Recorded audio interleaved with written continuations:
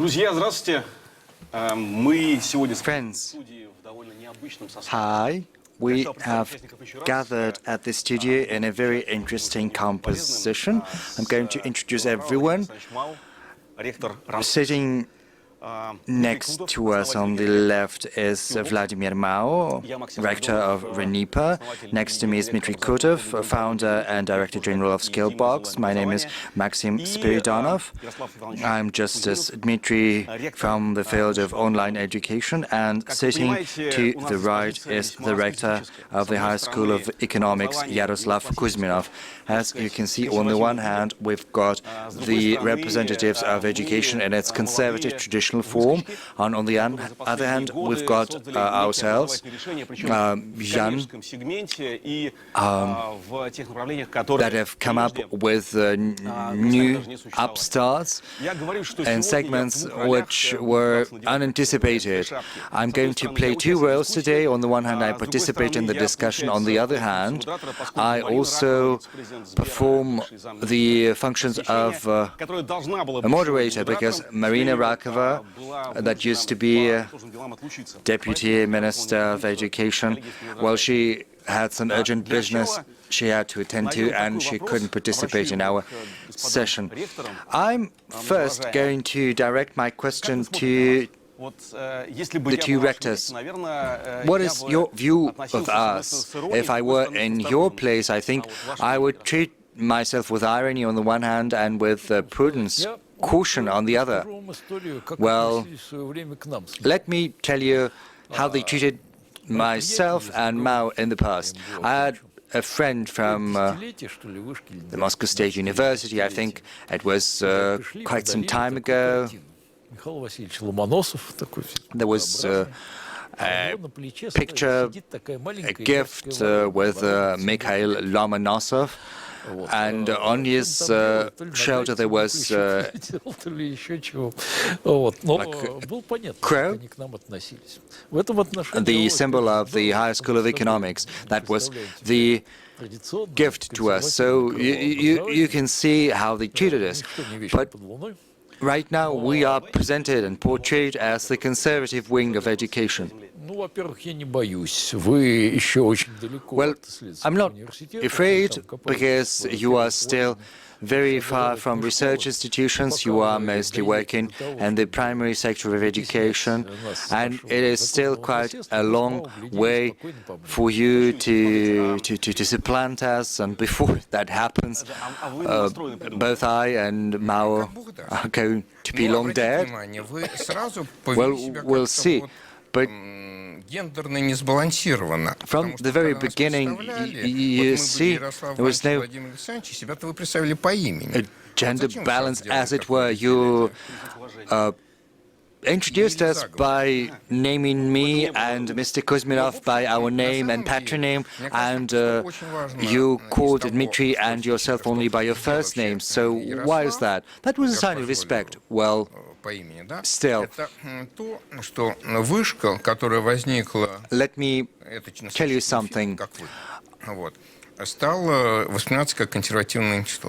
Yaroslav has done a great job in his position, and right now a new education institution that used to be the High School of Economics became this conservative institution, as it were, as you say. Let's have a look at our academy. Well, this, yeah, rather, before that, it was 10 years, because this was set up in 2010. But the institution that was our predecessor was set up back in 1921. So virtually this year we're celebrating our centenary. So if you stop thinking and fighting with us, trying to compete with us, you are going to become a monster just like we are, but a monster of conservatism, no, a monster in the bad sense of the word. So the thing is, we're trying to enter the most promising areas. Yes, we've got school, education, and our Volksfood, but Anthology, Netology, Skillbox, we are teaching dozens of thousands of students that could have gone to the High School of Economics or to other tertiary education institutions, but instead they're going to us. So we're sort of grabbing promising professionals from you.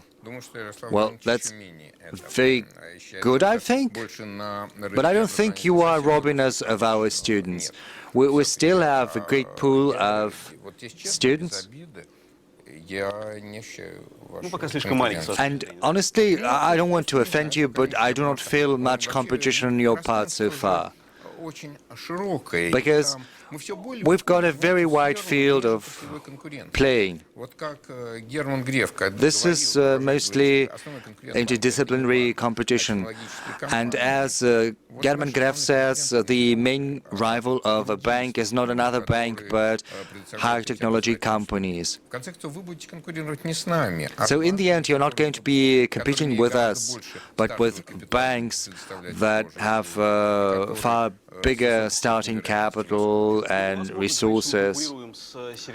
Well, it's popular among us to say that we are competing with entertainment, with games. Dmitry, so what is your view of our relationship as upstarts in the market with universities? I think we should not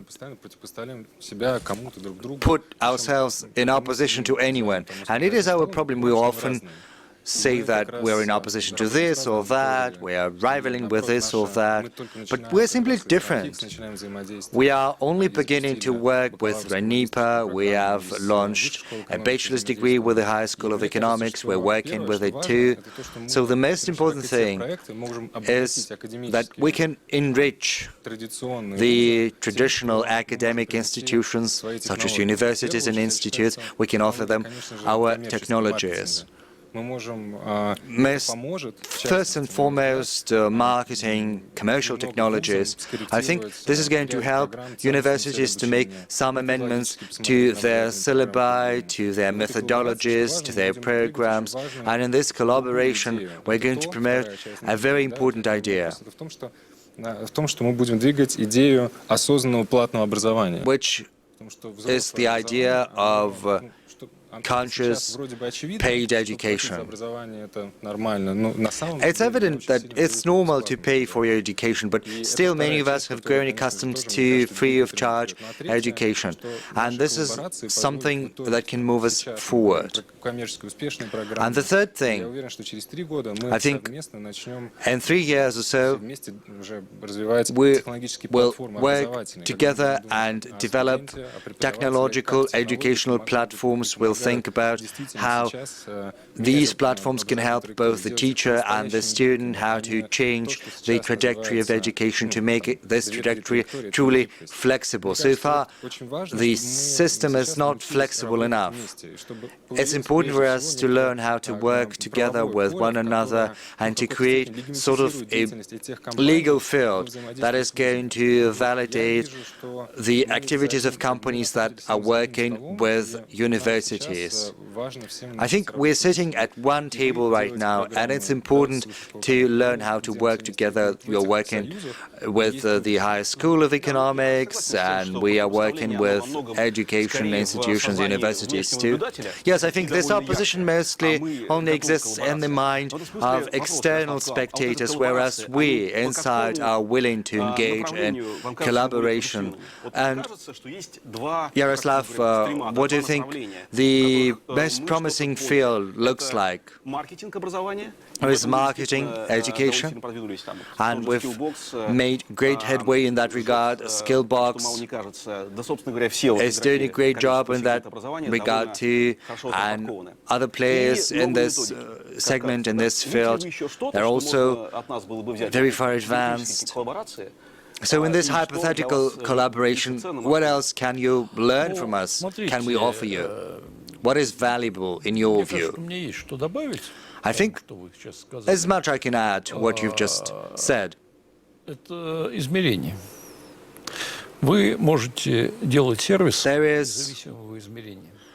the field of ranking, of assessment. What do you mean? Assessment of knowledge, assessment of competences at any level. Say you study microeconomics, and you need to be assessed at any given moment by someone. So what did the school do? We basically outsourced the teaching of English. You can come to the High School of Economics with a certificate issued by an external institution, and we're going to recognize that.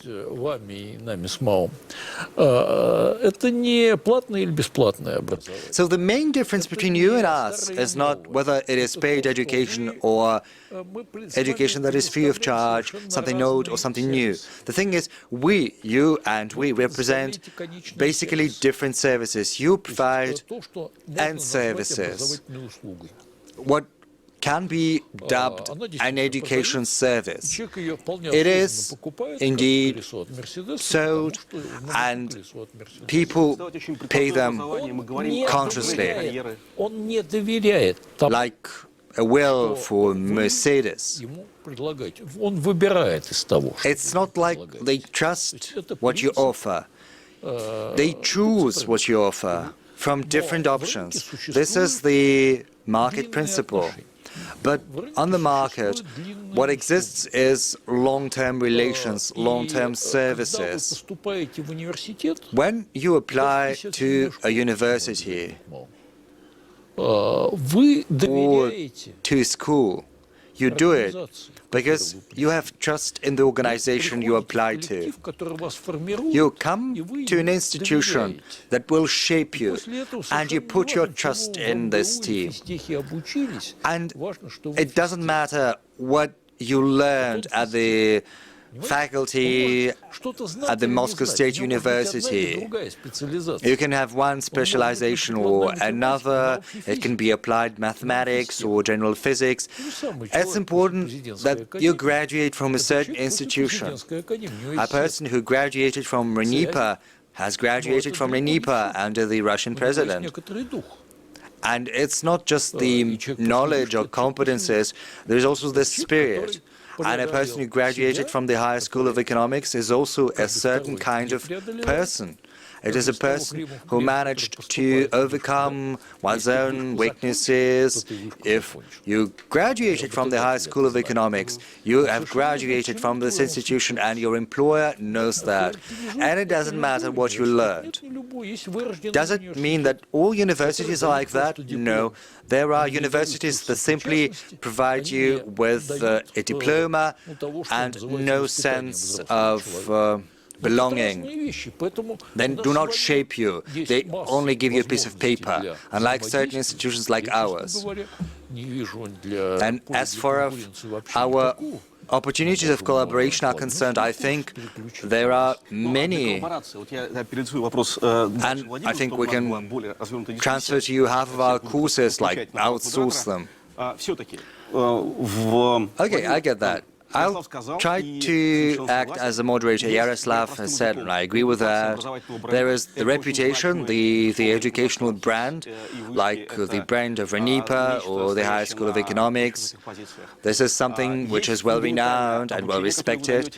There are fundamental competences, fundamental knowledge that you give and we don't. So what is this potential collaboration we're trying to come up with? The thing is, the system is becoming increasingly specialized.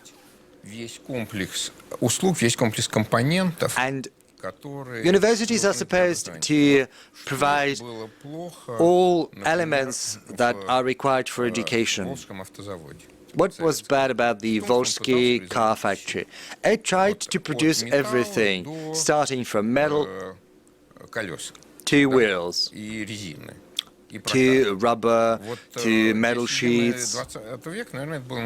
Maybe it was okay for the mid-20th century, but it was absolutely not okay for the end of the 20th century, because there was specialization which was far more efficient. You become part of manufacturing cooperation.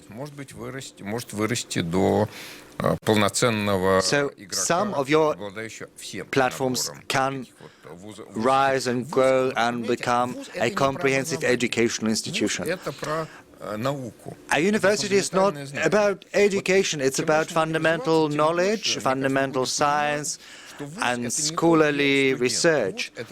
A university, a tertiary education institution, is not about students. It is also about a mass of people who do what they do because they're interested in that, not because someone puts their trust in them.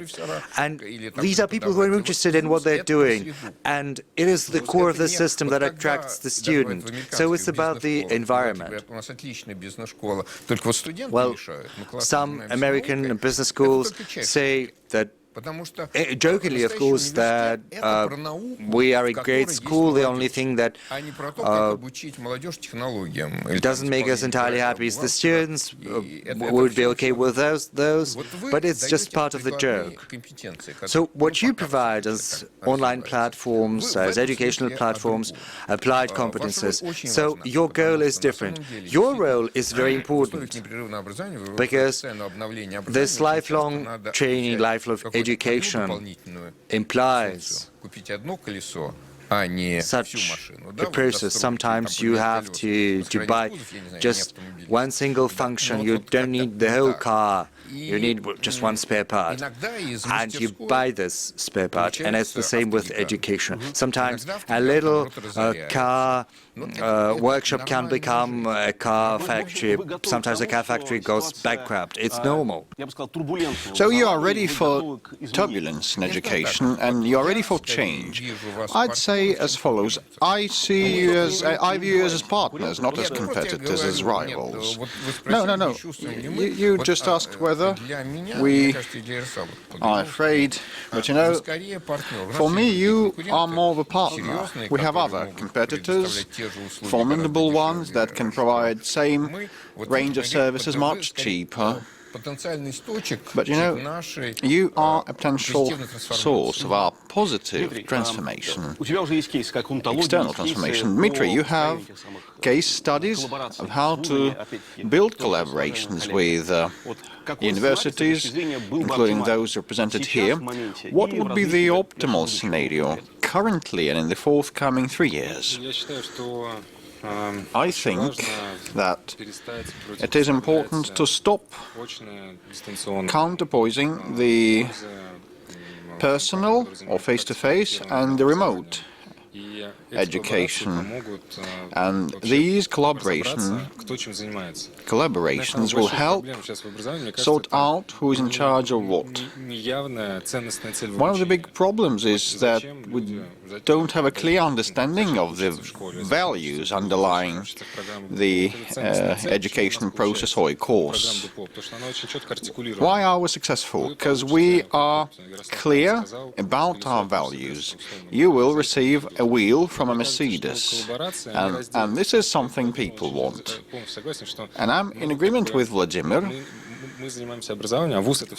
We have been doing education, and universities are kind of filters, and it is important for us to enrich each other, data-wise, methodologies-wise, and the pandemic brings us closer towards each other, and that is good. 1 year ago, we wouldn't have had this dialogue. And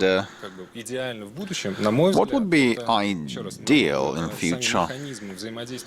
Well, the mechanisms of interaction between private educational companies and universities are not always transparent. So we should speak about limitations. put on eye-tech. Being technology platforms, we do education, but at the same time we don't do education. What is this new education about? And currently, being the Skolkovo residents, together with you, we are to bring it up.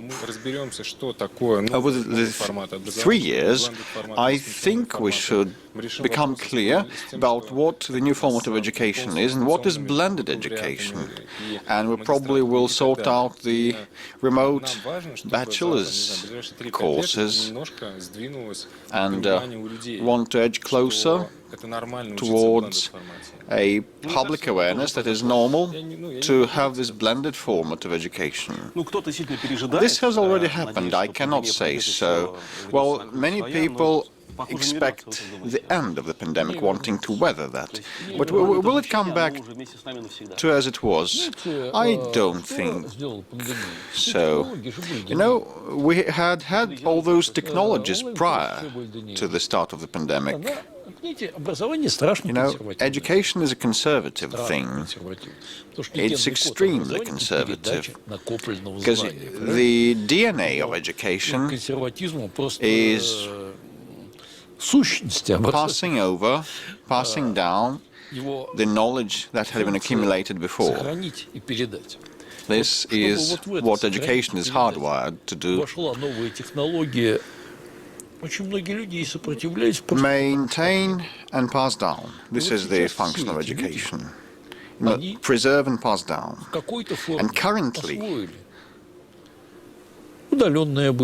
many people start applying remote education and virtual meetups and teleconferencing.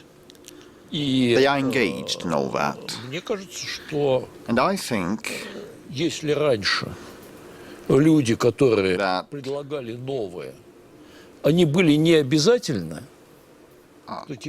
unlike in the past, it was not necessary to come up with new things.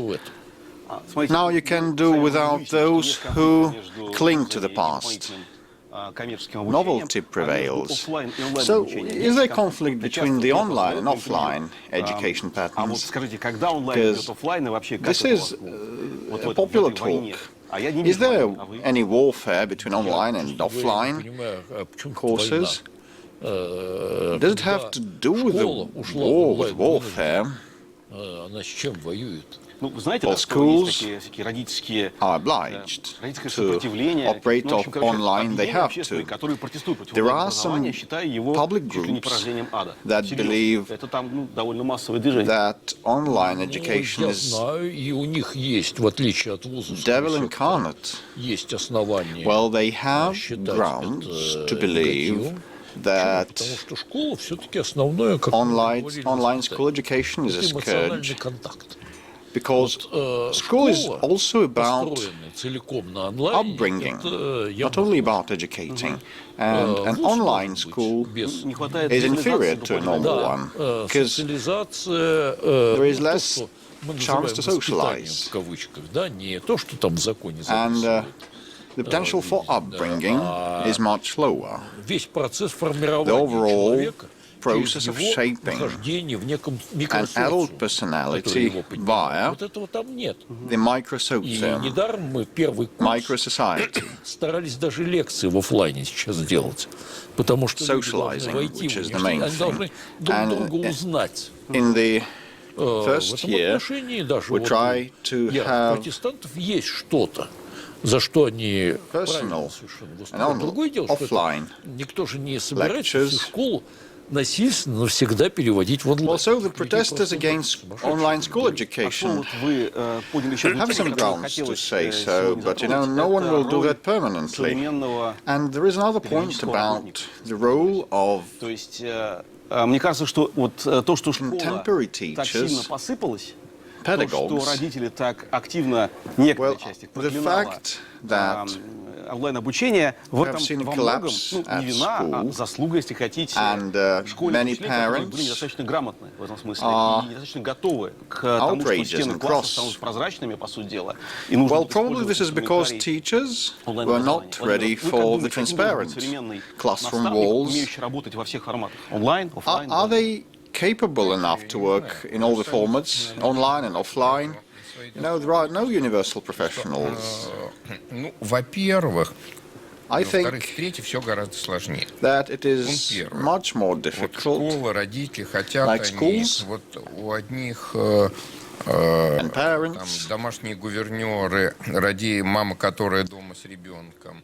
И Some families have есть специальная комната, home где tutors ребенок and занимается, teachers, если двое детей and у they каждого have есть, там, где родители работают, вообще не rooms понимают, for как они будут each of сидеть, у the них один компьютер, в лучшем случае на всю children семью. Вот это in a две family. совершенно разные In истории. high-income Когда мы families, говорим об other успешном families неуспешном have one and the неуспешном same переходе, computer on мы the same должны понимать PC. социальную дифференциацию. The В какой household. мере пандемия So становится there is великим stratification, уравнителем, and to a certain и extent, онлайн-образование this становится великим pandemic уравнителем, поскольку можно получать has been находясь equalizing далеко в all of дистанции, очень us. хорошее образование, но с другой And you это can же receive good и education дифференциатор, потому online, что remotely. кто-то может себе это позволить, But at the same а кто-то time, нет. И поэтому, на мой взгляд, государство, вот здесь то, что it должно adds создавать up to this инфраструктуру, stratification, может вернуться к идее интернет-кафе because или что-то some такое. people can Интернет-кафе afford одно that, время others были, но can't. они стали бессмысленны. Вот сейчас, We all если мы remember хотим internet реальное cafes. дистанционное образование, They now have мы become должны useless. иметь не вузы, But а you know, точки, где if we want to have real старшеклассники и remote студенты education, от we should других have вузов могут не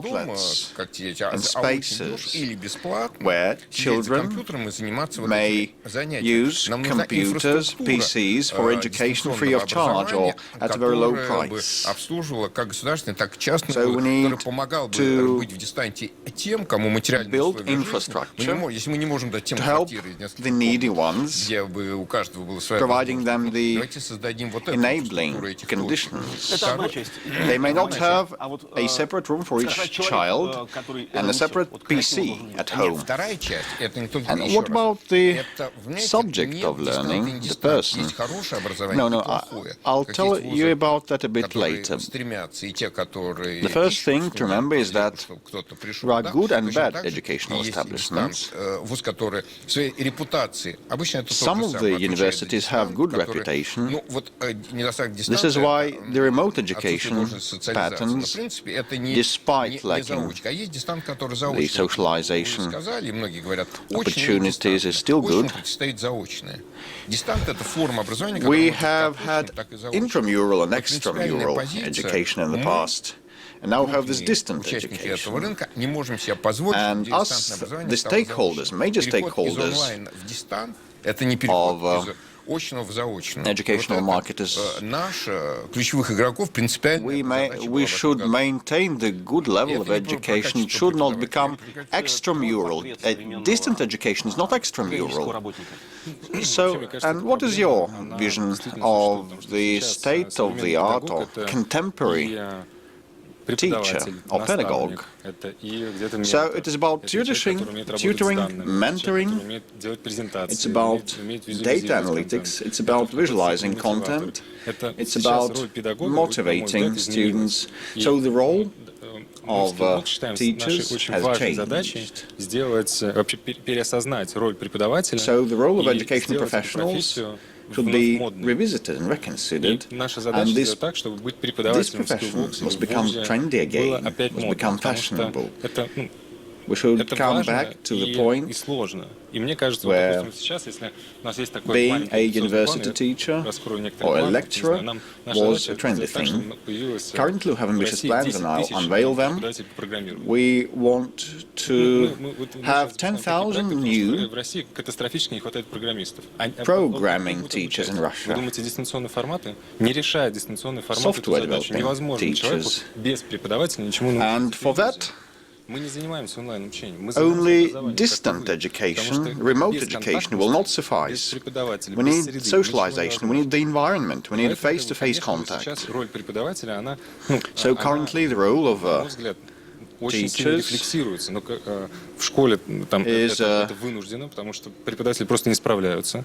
И тот инициатив, который something идет, он несправедлив по отношению к преподавателям, я считаю. Потому что это that is of paramount importance. You know, there is a lot of anger with the teachers, but it is not founded. It's unjustified. And the education officials must help teachers to deliver good services. But switching from my moderator role to my panelist role, I must say that I think it is a nationwide problem. Нет достаточного внятного посыла, There is not поданных инструментов для того, чтобы вот эта вся армия, эта миллионная армия учителей, toolkit and motivation for millions of teachers to retrain and get all the necessary equipment, get re-equipped, and embrace new practices, искреннего интереса к знаниям. have the motivation to become an inspiration for their students. I think that now there is a real need for that, and we should have this motivation instilled in a top-down fashion. But you know, many education professionals just try to balk that and step aside. What about the public officials of the government, the public sector? I think that the government still is constructive. The state may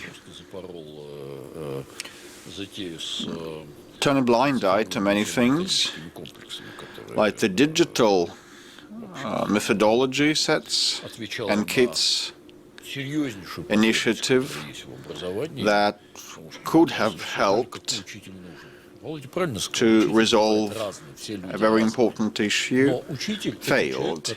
It was a flop.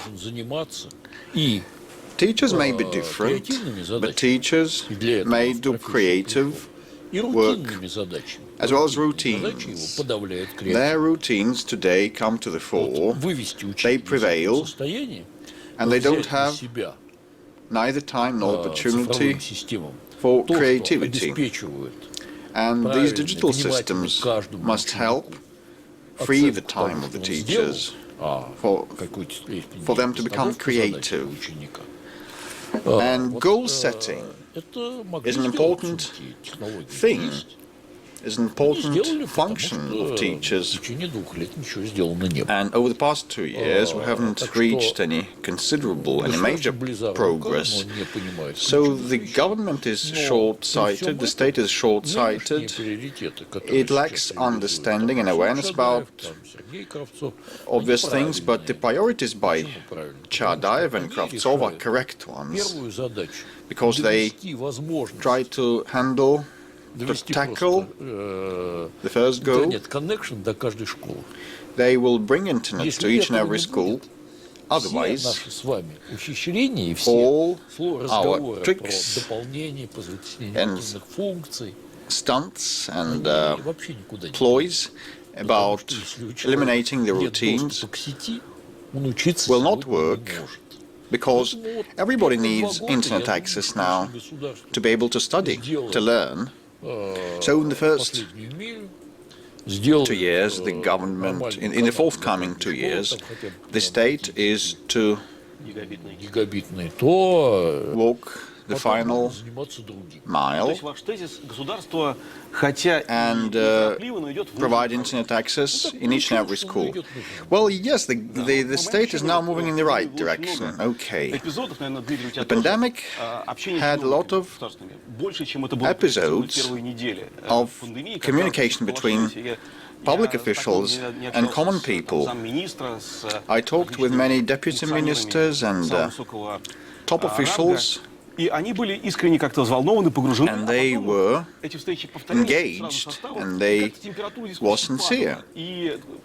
But at a later stage, the frankness and sincerity disappeared. At the start of the pandemic, everybody was frightened, but it fizzled out later. It's the first time you are attending the Gaidar Forum, probably. Not the first time. You know, when I get in touch with the government, with the state, I am frustrated always. Now we are opening up new avenues for our work. The government will have to open schools for private education companies that will probably serve as operators. So the access of private companies will help enhance the quality of education dramatically. And within 1 or 2 or 3 years, we will be there. As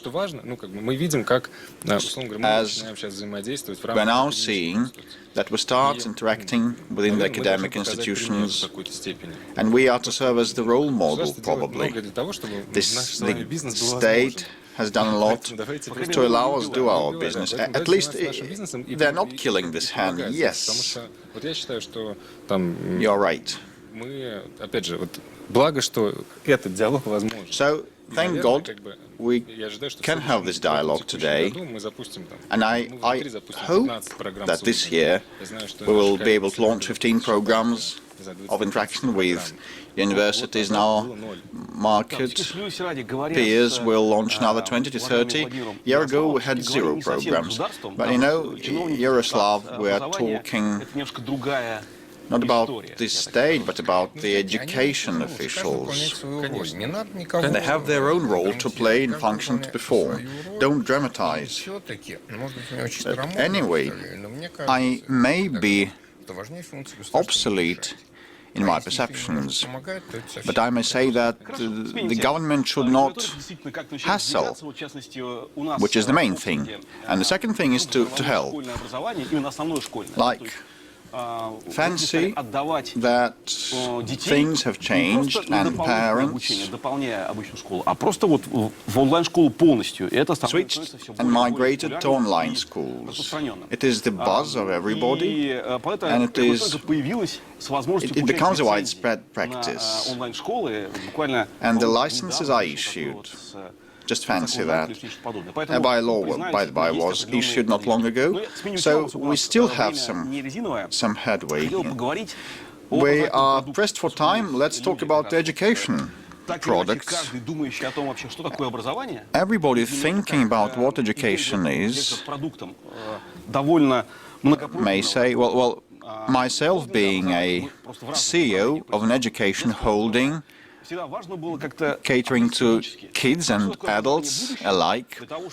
We care for strategy, but what is the education of the future, we ask ourselves. We should have the single concept and we should move in one and the same direction. I will now read out some of the working documents of ours that will show you how we see the education of the future. I'll be brief, even though it's quite detailed. First, this education is going to be based on individual approach to each and every student, depending on some individual capabilities, and also it has to be split into self-sustained fragments, because people sort of educate right now in leaps and bounds, not in a linear fashion. It also has to be more engaging and interactive, because sometimes you sort of have to compete with Netflix or Ivy or a game. It also has to be accompanied, at least so far. In other words, there has to be some accompaniment like gamification or some competition, and there also has to be personal involvement of a person accompanying you along this road and helping you with the difficulties. And it also has to be based on a cross-platform approach. So smartphones, smart TV, a computer, there has to be seamless transition from one device to another so that you could integrate that into your life conveniently. What do you think about that? I think I mostly agree with everything. The issue of school is that it is a platform of socialization. School is in crisis not because it is outdated, because you've got to change the syllabus for literature or for physics. School is obsolete in terms of not giving the proper feedback. If a person comes to school to study, it is based on trust. Yes, it requires a great deal of trust, and every parent knows that. So you give your child to school, and the children begin to invest. They get some feedback at primary education, but once they hit secondary school, when there are different specialists, specialized teachers like geography teacher or mathematics teacher, then at least in half of the classes, the child ceases to get feedback from the teachers. And this issue has to be addressed. All the issues, all the things you've mentioned, they need to seek to raise the level of feedback for each and every pupil, to provide assessment, to give attention to how well the child is coping. It should not be just your grandmother at home that gives you some feedback. No, you've got to get this feedback and this assessment of your accomplishments at school. 8% of GDP in the West is spent on education. We are only spending 3%. Vladimir and I have been fighting to make sure that we spend at least 4.5% on education, but it turns out other parts of our society are far more convincing than we are, than the education sector. But even despite these difficulties, these challenges, we have to find opportunities to make education more efficient.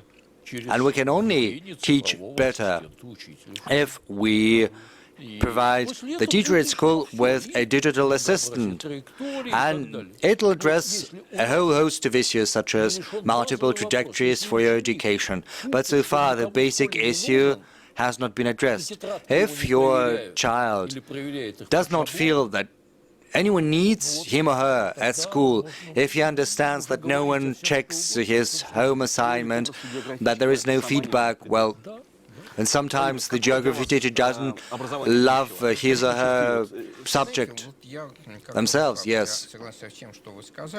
Just as Yaroslav, I agree with everything you have said, and there is a lot more you can add to that. But let me try to provide you with a different angle, just as I did with your question about teachers. The thing is, we're trying to teach, but it's impossible to teach. It is only possible to learn. You can lead the horse to water, but you cannot make the horse drink it. So, for me, the fundamental, most important issue is where the demand for education comes from. And of course, we need to make sure that this demand is satisfied domestically, because there is a risk that people who are in need of good education will simply try to get education somewhere else, abroad. And education is very dynamic, and the landscape is dynamic. But what do we do to improve the demand? It's a systemic issue, but it goes beyond the scope of education sector per se. Say, when business says, you are not training the right specialists for us, I respond, sometimes cynically, but it's true.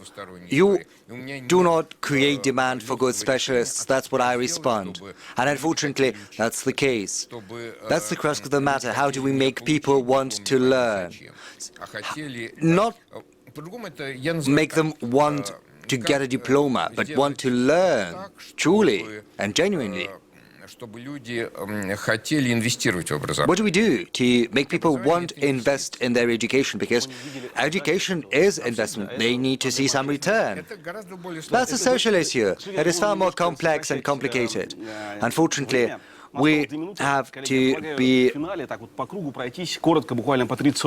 more succinct because we have just a couple of minutes left. Just very briefly, what do you think about what comes next? What are the prospects? What are you expecting in the coming 2 to 3 years in education? Dmitry, you're going to be the first. I think in the next several years we will see business ever more interested in investing in education because for many, education is no longer just some philanthropic activity. It's no longer seen as charity. It can be a business with a very good project and product, and it can have investment potential. And I think we're going to see private capital flow in, and we will see collaboration between private institutions and universities, public ones. And it is a good trend, and I think it's important to keep talking, not competing. And I think this is going to be the wonderful thing. It'll give us a high technology and methodological product in several years. Yaroslav, what do you think? Very briefly, your forecast for the next 2 to 3 years, what are we going to witness? What is the most important and interesting thing? First, we will witness a rapid development of market for concrete specialized education products, which you represent. You are not going to be the only ones. SPK, world skills. So, what we call micro degrees, as it were.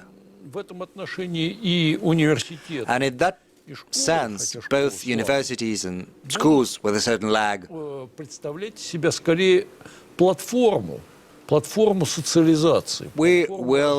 they will portray themselves as a platform for socializing, for developing a human person, and people will be able to get education products from you or from others, from Harvard, if they want. But universities and schools will highlight the element that shapes the human person. Vladimir, what do you think? Of course, I think education is going to be increasingly diversified, which is important to adapt to new challenges, to acquire the necessary competences. In the midterm, the value of education that provides you with a diploma is going to go down. It'll only be kind of a sign that a person can learn for 4 years to get a bachelor's degree. The capability to concentrate is very important. Not everyone who drops out of school becomes Bill Gates. Mostly simply drink themselves into oblivion or stop doing anything productive if they cannot study for 4 years. And the role of private money is also going to grow. In the 1990s, there was a greater share of paid education because the government was short on money. But right now, it's different. If the government has more money, private money is also going to flow into education because the basic needs have already been met. So our goal will be to make sure that this education is happening inside the country, because this is another thing to invest into. And in the end, I'd like to add what my colleagues said. I've been thinking what is important, and I think we upstarts in education, people who came into the field just a couple of years ago, familiarized themselves with that, saw new opportunities, came up with new solutions. I think we have this opportunity to kind of provide a very good addition to the academic traditional education. The most important task at hand is to find a synthesis of these two types of education and give a start to grand processes that can be born out of it. The new solutions combined with time-tested methodologies, if they're combined, it's going to be great. Thank you very much. That was a wonderful introduction too. Thank you. That was perfect.